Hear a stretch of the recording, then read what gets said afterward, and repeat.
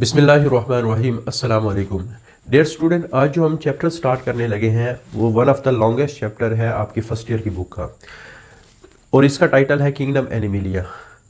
Kingdom Animalia में जितने भी ऑर्गेनिज्म शामिल हैं उनको एनिमल्स कहा जाता है। अच्छा, सवाल ये जो किंगडम एनिमिलिया है, एनिमल वर्ड का क्या मतलब है? तो बेसिकली अगर हम एनिमल वर्ड को उर्दू में ट्रांसलेट करते हैं तो इसकी उर्दू हम करते हैं जानवर। अब जानवर को जानवर क्यों कहा जाता है? क्योंकि उसमें जान होती है, उसमें रूह का कॉन्सेप्ट है। तो हर वो चीज़ जिसमें रूह का कॉन्सेप्ट हो, जिसमें जान का कॉन्सेप्ट, जैसे इंसान है ना, ये जानवर है कि इंसान के अंदर भी जान है, रूह है, सोल है। इसी तरह बाकी जितने भी आप कह सकते हैं जो हमारे लिहाज से जानवर हैं, भेड़ है, बकरी है, तो उसमें हम कहते हैं फ़लाँ जानवर की जान निकल गई। तो पुराने ज़माने में हर उस ऑर्गेनिज्म को जानवर कहा जाता था जिसमें यह समझा जाता था कि ये जान रखने वाला है, सोल रखने वाला है। तो इस वजह से ये जो वर्ड है ना, किंगडम एनिमिलिया का एनिमा, इससे एनिमिलिया वर्ड निकला है। Animalia is drive from Latin, और ये लातीनी जुबान का वर्ड है एनिमा, जिसका मतलब है सोल, ब्रेथ। दोनों का मतलब यहाँ जान ही है, रूह जिसको हम कह सकते हैं। अच्छा, जिस वक्त हमारे पास two kingdom system of classification था, ये आप लोगों ने पूरी हिस्ट्री पढ़ी है चैप्टर नंबर 5 में, कि सबसे पहले टू किंगडम सिस्टम बनाया गया, फिर 3 बना, फिर 4 बना, फिर 5 बना, और आजकल सबसे जो मशहूर है हमारी बुक के लिहाज से वो 5 किंगडम सिस्टम ऑफ क्लासिफिकेशन है। अच्छा, जब 2 किंगडम सिस्टम ऑफ क्लासिफिकेशन था तो आपको पता है सिर्फ 2 ही ग्रुप थे, एक प्लांट का किंगडम था और एक एनिमल का किंगडम था। तो उस वक्त क्या होता था कि जो एनिमल का किंगडम है उसमें 2 आगे फर्दर ग्रुप बनाए गए। किंगडम एक ही है एनिमल, आगे उसमें 2 ग्रुप बनाए गए। एक में मल्टीसेलुलर एनिमल को रखा गया और एक में यूनिसेलुलर एनिमल्स को रखा गया। तो जो मल्टीसेलुलर एनिमल वाला ग्रुप है उसका नाम रखा गया मेटाजोआ, और जो यूनिसेलुलर एनिमल वाला ग्रुप है उसका नाम रखा गया प्रोटोजोआ। लेकिन जिस वक्त रॉबर्ट विटेकर ने 1969 में 5 किंगडम सिस्टम ऑफ क्लासिफिकेशन को इंट्रोड्यूस करवाया, तो ये वाला जो ग्रुप है वो यहाँ से निकाल के किंगडम प्रोटिस्टा का हिस्सा बना दिया गया। और आजकल हमारे पास जो प्रोटोजोन है, ये चैप्टर नंबर 7 में हमने बड़ी डिटेल से पढ़ा है, जो प्रोटोजोन है उनका ताल्लुक आजकल किंगडम प्रोटिस्टा या प्रोटोक्टिस्टा के साथ है। इस वक्त जो हमारे पास 5 किंगडम सिस्टम ऑफ क्लासिफिकेशन के अंदर एनिमल का किंगडम है, उसमें सारे ऑर्गेनिज्म मल्टी सेलुलर है, कोई भी ऐसा एनिमल नहीं है जो यूनिसेलुलर हो। अच्छा, उसके बाद किस ऑर्गेनिज्म को हम किंगडम एनिमिलिया में शामिल करेंगे? तो हमारे पास किंगडम एनिमिलिया के मेंबर की कुछ जनरल करैक्टरिस्टिक हैं जो तकरीबन सब में पाई जाती हैं। पहली करैक्टरिस्टिक तो ये है कि ये सारे के सारे जो एनिमल्स हैं वो मल्टी सेलुलर हैं, और दूसरी करैक्टरिस्टिक हमारे पास ये है कि ये हमेशा डिप्लॉयड होंगे। तीसरी करैक्टरिस्टिक ये है ये हमेशा यूकैरियोट होंगे। चौथी करैक्टरिस्टिक ये है कि ये इंजेस्टिव हेटरोट्रोफ होंगे। तो ये हम पहले बड़ी डिटेल से डिस्कस कर चुके थे 5वें चैप्टर में और 8वें चैप्टर में भी, कि हमारे पास हेटरोट्रोफ की 2 टाइप्स होती है, एक इंजेस्टिव, एक एब्जॉर्टिव। इंजेस्टिव वो होते हैं जो बॉडी के अंदर खुराक को ले जाके अंदर डाइजेस्ट करते हैं, क्योंकि हमारे पास ये जो न्यूट्रिशन का प्रोसेस है 5 स्टेप में है। पहले इंजेशन, फिर डाइजेशन, फिर एब्जॉर्प्शन, फिर यूटिलाइजेशन या एसिमिलेशन, और फिर इजेशन। तो जो ऑर्गेनिज्म इंजेशन करते हैं वो डाइजेशन को बॉडी में करते हैं, और जो ऑर्गेनिज्म डाइजेशन बाहर करते हैं, जैसे फंजाई और बैक्टीरिया के काफ़ी सारे मेंबर ऐसे हैं जो इंजाइम को बाहर रिलीज करके ऑर्गेनिक मैटर को बाहर ही डाइजेस्ट करते हैं, तो उनको एब्जॉर्टिव कहा जाता है। यानी जिनमें डाइजेशन अंदर हो तो उनको इंजेस्टिव, और जिनमें डाइजेशन बाहर हो उनको एब्जॉर्टिव कहा जाता है। तो एनिमल क्या करेंगे, ये खाना खाएंगे और बॉडी के अंदर क्या करेंगे, इसको डाइजेस्ट करेंगे। इस वजह से इनको इंजेस्टिव हेटरोट्रोफ कहा जाता है। और जितने भी एनिमल हैं वो हमेशा जाइगोट से डेवलप होते हैं, और जाइगोट बनता है 2 डिसिमिलर गैमीट के मिलने से। उसमें लार्जर एग होता है, स्मॉलर स्पर्म होता है, और ये बात भी पहले डिस्कस हुई है चैप्टर नंबर 9 के अंदर, कि जो एग लार्जर क्यों बनाया गया है, क्योंकि इसमें फूड स्टोर होता है for developing zygote. Sperm just इसको फर्टिलाइज करता है। तो बेसिकली जो फूड स्टोर होता है ना वो एग में स्टोर होता है, जो जाइगोट को और आगे फर्दर डेवलपमेंट को कंटिन्यू करवाएगा। तो इस वजह से एग का साइज हमेशा स्पर्म के लिहाज से लार्जर होता है। अच्छा, एवोल्यूशन के बारे में तो ये बायोलॉजिस्ट का तकरीबन मानना ये है कि जितने भी एनिमल्स हैं ये किंगडम प्रोटिस्टा के मेंबर से निकले हैं। लेकिन कौन से प्रोटिस्ट, कहाँ के प्रोटिस्ट, किस वक्त, किस किस्म का इन्वायरमेंट था जब ये एवोल्यूशन हो रही थी। तो ये ऐसे क्वेश्चन है स्टिल डिबेटेबल कि यानी इनके ऊपर डिबेट होती है, लोग इनके बारे में सवालात पूछते हैं, एतराज़ भी उठाते हैं, तो इनका कोई सेटिस्फैक्ट्री आंसर नहीं है। अब ऐसा आंसर नहीं है जिसको सुन के हर साइंटिस्ट तसल्ली करे। वजह क्या है, जो एवोल्यूशन का प्रोसेस है वो लाखों करोड़ों साल पहले हुआ है, जो साइंटिस्ट एवोल्यूशन पे बिलीव करते हैं, और जो चीज़ करोड़ों साल पहले हुए तो उसके बारे में अथेंटिक तरीके से बताना ये पॉसिबल नहीं है। इस वजह से एवोल्यूशन की जितने भी नज़रियात हैं वो जस्ट एक हाइपोथेटिकल नज़रियात हैं, उनकी प्रॉपर कोई अथेंटिक 100% वाली एविडेंस आपको नहीं मिल सकती। हाँ, कुछ एविडेंस दी जाती है जिसमें लग रहा होता है कि वाकई एवोल्यूशन हुई है, लेकिन आप जो काम करोड़ों साल पहले हुए उसके बारे में अथेंटिक नहीं कह सकते।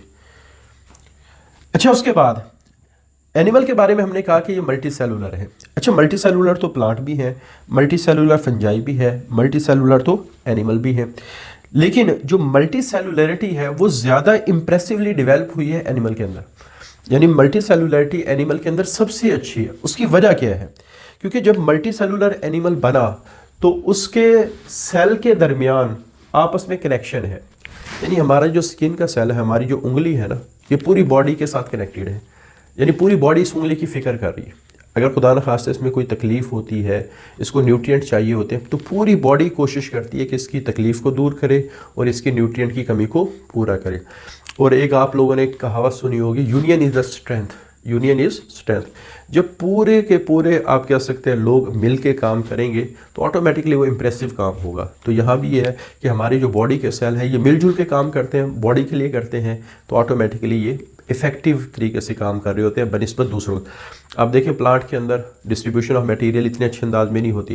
प्लांट की अगर एक शाख काट ली जाए तो बाकी बॉडी उसको इतना ज़्यादा रिस्पॉन्स नहीं करती कि उसको किसी तरह बचाया जाए। तो आप ये कह सकते हैं कि एनिमल के अंदर जो सेल हैं उनमें यूनिटी है, उनमें आपस में एक दूसरे के साथ राब्ता है, और इसी राब्ते की वजह से इसी राब्ते की वजह क्या है? Control of communication. तो हर सेल दूसरे के साथ किसी न किसी तरीके से कम्युनिकेटेड होता है। दूसरा, सेल के दरमियान जो मटेरियल है वो बड़े अच्छे अंदाज में ट्रांसपोर्ट हो रहे हैं। डिफरेंट सिस्टम ने डिफरेंट काम ले रखे। हमारे रेस्पिरेटरी सिस्टम है वो ऑक्सीजन लेके पूरी बॉडी में डिस्ट्रीब्यूट करवाता है। जो डाइजेस्टिव सिस्टम है वो पानी और न्यूट्रिएंट वगैरह लेके पूरी बॉडी में डिस्ट्रीब्यूट करवाता है। हमारा जो यूरिनरी सिस्टम है वो पूरी बॉडी से वेस्ट मटेरियल इकट्ठा करते हैं उसको बाहर निकालता है। तो इसी तरह मुख्तलिफ़ किस्म के जो ट्रांसपोर्ट सिस्टम्स हमारी बॉडी के अंदर डिवेल्प हैं, उनका सारों का मकसद ये है कि हमारी बॉडी इफेक्टिवली काम करे। तो उन सारे सिस्टम के दरमियान जो फ्लो ऑफ मटेरियल है वो बड़े अच्छे अंदाज में हो रहा है।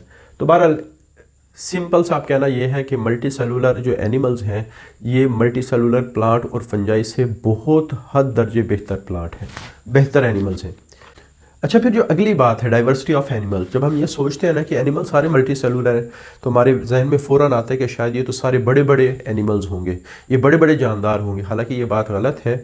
एनिमल्स के किंगडम के अंदर बहुत ज़्यादा वैरायटी होती है। ऐसे एनिमल्स भी हैं, है तो मल्टी सेलुलर, लेकिन वो इतने छोटे हैं कि वो माइक्रोस्कोप से नज़र आते हैं, चंद सेल का मजमूआ। और बाज़ इतने बड़े हैं कि कई मीटर तक फैले होते हैं। जैसे ब्लू व्हेल के बारे में कहा जाता है कि 30 मीटर, तकरीबन ऑलमोस्ट 100+ फीट बनता है ये। तो इतनी बड़ी व्हेल मछली होती है। तो एनिमल्स के ग्रुप में डाइवर्सिटी बहुत ज़्यादा है, वैरायटी बहुत ज़्यादा है ख़ास तौर, और सारे के सारे जितने भी एनिमल्स हैं उनकी प्रॉपर शक्लें हैं, सबको पहचानने के तरीके हैं, डिस्टिंक्ट इन देयर फॉर्म्स। जैसे स्मॉलेस्ट की बात करें माइक्रोस्कोपिक, और बाज़ इतने छोटे हैं कि वो काफ़ी सारे प्रोटिस्ट से छोटे हैं, यूनिसेलुलर से छोटे नहीं है, काफ़ी सारे, क्योंकि अब किंगडम प्रोटिस्टा में भी काफ़ी सारे मेंबर मल्टी सेलुलर हैं, छोटे छोटे ऑर्गेनिज्म हैं, उनसे छोटी की बात कर रहा हूँ। लार्जेस्ट की बात करेंगे तो वेल मछली, जैसे सी मैमल है, वेल समंदर में रहने वाले मेमल्स हैं, और ये सबसे बड़े एनिमल्स हैं जिनका ताल्लुक फाइलम कॉर्डेटा के साथ है, जो हम इस चैप्टर के एंड पे पढ़ेंगे। पूरा फाइलम है कॉर्डेटा। उसके बाद एनिमल्स को दो आगे छोटे ग्रुप में डिवाइड किया गया है। जो किंगडम एनिमिलिया है उसको सब किंगडम, एक का नाम पैराजोआ है और दूसरे का नाम यूमेटाजोआ है। अच्छा, सबसे पहले पैराजोआ, ये सबसे सिंपलेस्ट एनिमल्स हैं, यानी इस ग्रुप के अंदर जो सबसे सिंपलेस्ट एनिमल है उनको शामिल किया गया है। Simplest animal are included in the kingdom Animalia. तो ये किंगडम एनिमिलिया के सबसे सिंपलेस्ट जो एनिमल है वो इस पैराजोआ से बिलोंग करते हैं। अच्छा, इसमें सिंपलेस्ट क्यों है? क्योंकि आपने पढ़ा ना, सेल मिलके टिश्यू बनाते, टिश्यू मिलके ऑर्गन और ऑर्गन सिस्टम बनाते। तो यहाँ टिश्यू तक तो लेवल पाया जाता है, लेकिन आगे टिश्यू ऑर्गेनाइज होकर ऑर्गन और ऑर्गन सिस्टम नहीं बनाते, और इनकी कोई शेप प्रॉपर नहीं होती, इनडिटर्मिनेट शेप। मतलब क्या कि जिस तरह इंसान की एक प्रॉपर शेप होती है, इंसान का इवन एक नाक थोड़ी सी यहाँ की बजाय यहाँ लग जाए ना, पूरी बॉडी का ढांचा बिगड़ जाता है। इनमें इस तरह नहीं है, इनमें नंबर ऑफ़ जो टिश्यूज़ हैं ये कितने बनेंगे, ज़्यादा भी बन सकते हैं। जिस तरह प्लांट के अंदर होता है कि थोड़े पत्तों वाला भी प्लांट नॉर्मल होता है, ज़्यादा पत्तों वाला भी प्लांट क्या होता है, नॉर्मल ही होता है। लेकिन अगर हमारी 4 उंगलियां और एक अंगूठा है, एक इजाफी हो जाए तो हमारा हाथ अब नॉर्मल सा हो जाता है। तो यहाँ इस तरह की प्रॉपर शेप नहीं है, एसिमेट्रिकल। अच्छा, सिमेट्री खास तौर पे जब हम किंगडम एनिमलिया में सिमेट्री की बात करते हैं, कोई भी एनिमल जो 2 बराबर हिस्सों में तकसीम किया जा सके उसको सिमेट्रिकल कहेंगे।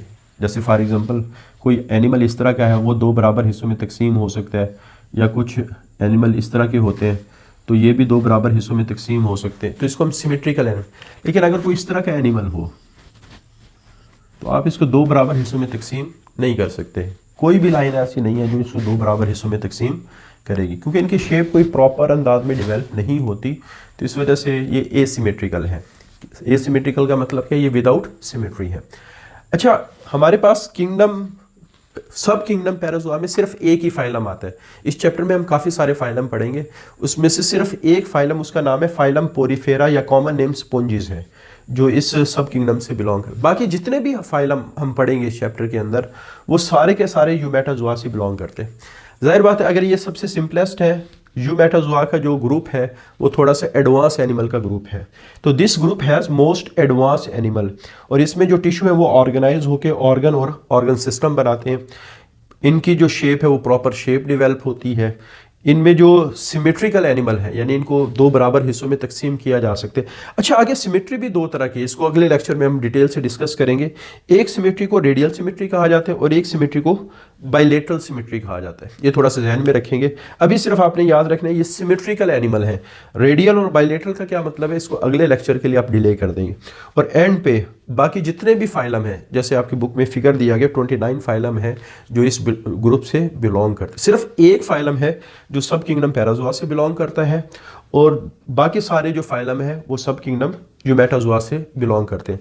अच्छा, ये जो ग्रुप का स्टेटस है ये लाजमी याद रखिए, क्योंकि बाद दफ़ा स्टेटस पूछ लिया जाता है। जैसे एनिमिलिया किंगडम है, एनिमिलिया क्या है, किंगडम है, और ये जो पैराज़ोआ है और यूमेटाजोआ है ये सब किंगडम है। ये क्या है, सब किंगडम के किंगडम के आगे आगे हमने 2 ब्रांचेस बनाई, उनको हमने सब किंगडम का नाम दे दिया।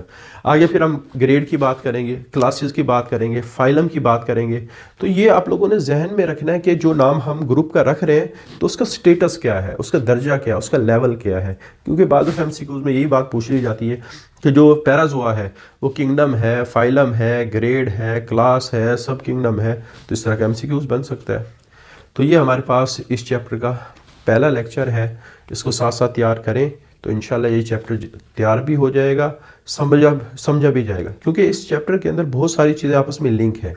अब ये जो बातें आज हमने की है ना, ये आगे भी रिपीट होने वाली है। अगर इसको अच्छी तरह ज़हन नशीन कर लेंगे तो आगे फिर आप लोगों के लिए समझना क्या होगा, आसान होगा। आज के लिए इतना ही। अल्लाह हाफिज़।